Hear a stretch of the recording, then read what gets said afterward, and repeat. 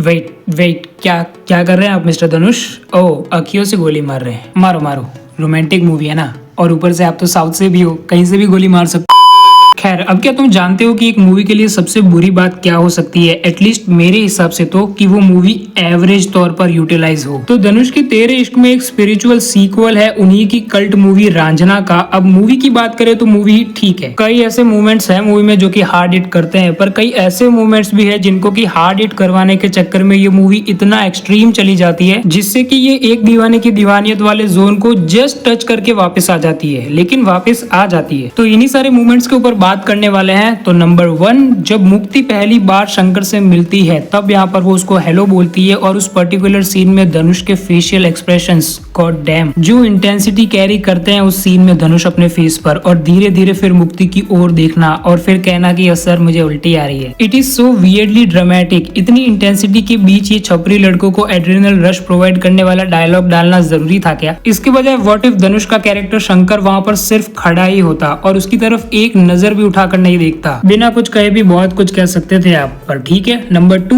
अब प्रेजेंटेशन वाले सीन में जहाँ मुक्ति एंगर मैनेजमेंट को लेकर प्रेजेंटेशन दे रही है, फिर शंकर वहाँ पर आकर वायलेंस करता है। अब तुम खुद ही सोचो कि एक साइकोलॉजी की छात्रा जो कि एंगर मैनेजमेंट की बात कर रही थी अब भी जस्ट पहले, वो क्या करेगी शंकर के साथ? वो अपना हाथ उठाएगी डायरेक्टर के कहने पर, क्योंकि फिर उसके बाद यहाँ पर धनुष को पुलिस वाले से परमिशन लेकर ये रोमांटिक डायलॉग भी तो मारना है ना। नंबर 3, अभी जो मैंने नंबर 2 में तुम्हें सीन बताया ना, उसके बाद यहाँ पर कृति सनन का कैरेक्टर मुक्ति एक अच्छी सी स्माइल पास करती है, एंड साला इन्हीं सारी स्माइल्स को लेकर मैं परेशान हूँ ऐसी टॉक्सिक लव स्टोरीज में कि ये प्यार करती है कि नहीं करती है। लेकिन ये जो स्माइल है इसको देखकर तो बिल्कुल भी नहीं लग रहा कि ये प्यार वाली स्माइल है। क्लियरली दिख रहा है कि शी इज लाइक बकरा मिल गया, अब इस पे एक्सपेरिमेंट्स करूंगी और साइन लूंगी। नंबर 4, अब मुक्ति शंकर को कन्विंस कर लेती है अपने साइकोलॉजिकल एक्सपेरिमेंट्स के लिए, और इन्हीं एक्सपेरिमेंट्स के दौरान एक गाना आता है जिस गाने में कि हमें इंट्रोड्यूस करवाया जाता है डांसिंग शंकर को। ये कॉन्सेप्ट बिल्कुल भी पसंद नहीं आया मुझे, ठीक है। पहली जो रांझना मूवी थी उसके लिरिक्स सुनो तुम, उनको सुनने के बाद लगता है कि तुम कोई रोमांटिक मूवी देख रहे हो और उन गानों का कुछ मतलब है, और यहाँ पर गानों का तो कोई मीनिंग नहीं बनता, बल्कि यहाँ पर ये डांसिंग शंकर का कॉन्सेप्ट बना दिया है। बस इतना कहना चाहता हूँ कि ये आज के टाइम के हिसाब से उतना रेलेवेंट फील नहीं होता। अब ये नहीं कह रहा हूँ कि ये क्रिंज कर जाता है, धनुष की परफॉर्मेंस इस डांसिंग शंकर को भी सेव कर लेती है। नंबर 5, अब ये मैं कोई सरकाज़म में नहीं बोल रहा हूँ, एक जोक जेन्युइनली मुझे अच्छा लगा है, जो कि यहाँ पर एक मेटा रेफरेंस मान सकते हो तुम। कृति सनन की हाइट को लेकर एक जोक है मूवी में। जब मुक्ति कन्विंस कर रही होती है शंकर को, तब यहाँ पर वो एक स्टूल पर खड़ा होता है, तो वो भी एक स्टूल लेती है और उस पर खड़ी होती है, और उसका एक दोस्त बोलता है आईफिल टावर।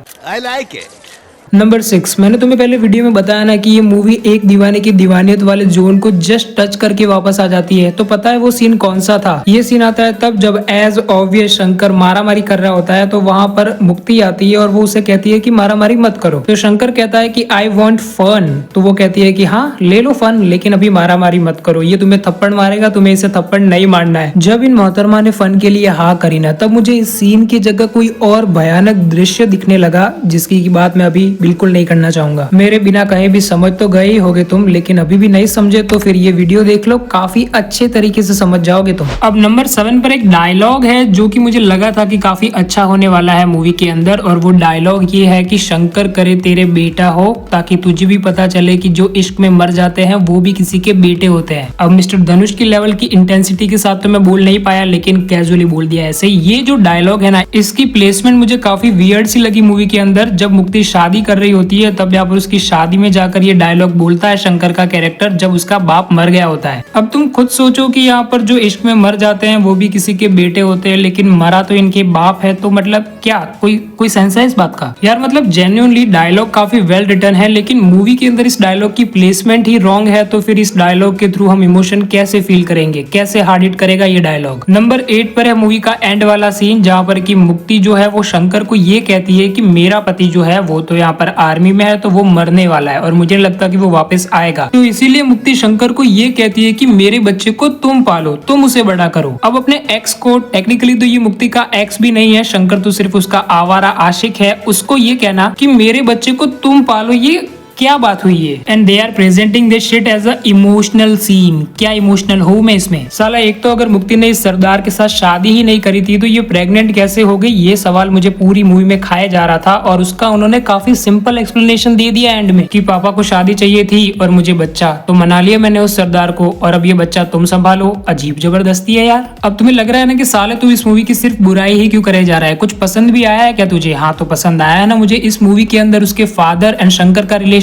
और नंबर 9 पर इन्हीं के बीच का सीन है जो कि इमोशनली काफी अच्छा हार्ड हिट करता है। और ये सीन तब आता है जब मुक्ति के बाप ने शंकर को जेल के अंदर डलवा दिया होता है और जो यहाँ पर शंकर के पिताजी है वो मुक्ति के पिताजी से माफी मांगने आए होते हैं उनके घर में, और वो यहाँ पर सारे नौकरों से माफी मांगने के लिए बोलता है। साला वो सीन देख के लगा कि यार स्ट्रगल तो पेरेंट्स का ही होता है, बाकी तो सब ऐसे ही इश्क विश्क करने वाले होते हैं लौंडे। तो मुझ जवान लौंडे की एडवाइस तो यही रहेगी बाकी लौंडों से कि फैमिली का देखो सालों पहले, लड़की तो फैमिली वाले भी ला देंगे तुम्हारे लिए। और मेरे घर वाले तो फिराक में बैठे रहते हैं, जो भी कुंवारी लड़की का बाप दिखा झपट्टा मार लेते हैं यार। खैर अब नंबर 10 पर भी इन्हीं बाप बेटे के बीच का ही सीन है जब मुक्ति का बाप उसे पुलिस थाने में डलवा देता है और थोड़ी बहुत पिटाई भी करवाता है। और फिर प्रकाश राज का कैरेक्टर यानी कि शंकर के पिताजी माफी वगैरह सब कुछ मांग कर पुलिस थाने में उसको लेने जाते हैं। और वहां पर मिस्टर प्रकाश राज की जो परफॉर्मेंस है ना, मतलब देखने लायक है। और इन दोनों के बीच की यानी कि धनुष और प्रकाश राज के बीच की केमिस्ट्री हम यहाँ पर त्रिची तिरुम्बलम में पहले भी देख चुके हैं। अगर तुमने ये मूवी अभी तक नहीं देखी तो तुम एक काफी अच्छी इमोशनल ड्रामा मूवी मिस कर रहे हो, तुम्हें जरूर से देखनी चाहिए। अब लेकिन इसी सीन में वापस आया तो यहाँ पर इसी सीन में हमारा नंबर 11 का मोमेंट भी है जब यहाँ पर प्रकाश राज का कैरेक्टर उन्हें एक स्टोरी सुनाता है, अपने बेटे को एक स्टोरी सुनाता है उसकी ही, कि वो जब बचपन में प्लेन में बैठना चाहता था लेकिन चेन्नई में बाहर काम करने वाला एक इंसान उसे प्लेन में कैसे बिठा था। आई मीन ये पूरा इमोशनल सीन मेरे लिए इस मूवी के अंदर सबसे ज्यादा इम्पैक्टफुल साबित होता है। बताओ जिनकी केमिस्ट्री फील होनी चाहिए उनकी नहीं हो रही है, और जिस फादर सन के इमोशन को इस मूवी के अंदर काफी साइडलाइन कर दिया है वो इस मूवी की हाईलाइट है। और अब नंबर 12, इस मूवी के अंदर वो जो पूरा यूपीएससी वाला सीन दिखाया गया है ना, वो मुझे काफी ज्यादा इलॉजिकल लगा। एक ही गाने के अंदर यूपीएससी की प्रीलिम्स पास कर लेते हैं भाई। एंड तुम्हें नहीं पता तो बता देता हूँ कि इनको अपोलॉजी ये वर्ड बोलना भी नहीं आता था यहाँ पर कुछ देर पहले, लेकिन फिर यहाँ पर डायरेक्ट यूपीएससी। और अब नंबर 13 पर है वो सीन जहाँ पर कि हमें रंजना का कनेक्शन देखने को मिलता है। अब वो कनेक्शन इतना ज्यादा लॉजिकल तो नहीं था लेकिन फिर भी वो काफी अच्छा था। स्पिरिचुअल सीक्वल बोल रहे हैं तो यहाँ पर कनेक्शन दिखाना तो बनता ही था। मूवी के अंदर बनारस वाले एक सीन में जो रंजना मूवी के अंदर जो अपने कुंदन का दोस्त था ना यानी कि मुरारी, उसका कैमियो आता है और वो पूरा कैमियो वाला सीक्वेंस और उसमें यहाँ पर जो मुरारी का रोल प्ले करने वाले ये जो एक्टर है उनकी परफॉर्मेंस मुझे बिल्कुल भी क्रिंज नहीं लगी, काफी ज्यादा पसंद आई। नंबर 14 पर है एक सीन जहाँ पर की जो मुक्ति है वो हाथ जोड़कर यहाँ पर उसके पैरों में गिरकर यानी कि जो अपना शंकर है उसके पैरों में गिरकर माफी मांग रही होती है। तो वो सीन मुझे रिमाइंड कराता है यहाँ पर इसी मुरारी के कैमियो का, जहाँ पर मुरारी ने शंकर से कहा था कि उसके प्यार में इतना जल कि वो तेरे पैरों में गिरकर भीख मांगे कि मुझे अपना लो। और क्लियरेंस के लिए बता देता हूँ कि इस सीन में यहाँ पर वो मरने के बाद जो मुक्ति मिलती है ना उसकी बात हो रही है, मुक्ति द लड़की की बात नहीं हो रही है यहाँ पर। लेकिन इन दोनों को ही यहाँ पर राइटिंग के अंदर इतना अच्छे से ब्लेंड किया है ना, तो काफी अच्छा काम दिख जाता है यहाँ पर राइटिंग का। नंबर 15 पर है वो सीन जहाँ पर कि शंकर तेजस को उड़ाने के लिए जा रहा होता है, तो वहाँ पर पूरा सीन क्रिएट किया गया है, एक इमेजिनेशन है उसकी शायद, जहाँ पर कि पीछे उसके पिताजी नाच रहे हैं और उसका हाथ यहाँ पर मुक्ति के हाथों में है। यहाँ पर ये फोरशैडो करने की कोशिश की जा रही थी कि शंकर इनसाइड कैसी जिंदगी चाहता था, उसके पिताजी उसके साथ हो और मुक्ति भी उससे प्यार करे, पर किस्मत को कुछ और ही मंजूर था। अब भले ही ये सीन पूरा ग्रीन स्क्रीन वाला लगे लेकिन फिर भी ये सीन हिट तो करता है। अब लास्ट एंड नंबर 16 पर है वो सीन जहाँ पर कि शंकर अपना सैक्रिफाइस कर देता है तेजस प्लेन को यहाँ पर दुश्मन के शिप के अंदर ठोक कर। मुझे क्या लगता है पता है कि यहाँ पर रंजना मूवी के जो स्टेक्स थे ना वो काफी ऐसे ग्राउंडेड लगते हैं, लेकिन यहाँ पर ये काफी हाई जाने की कोशिश करते हैं और थोड़ा फंबल हो जाता है। अब इस मूवी को लेकर तुम्हारा ओपिनियन मुझे कमेंट्स में लिख के बताओ, और बाकी ये वीडियो पसंद आया तो इस वीडियो को लाइक और चैनल को सब्सक्राइब कर देना। मिलते हैं नेक्स्ट वीडियो में, बाय।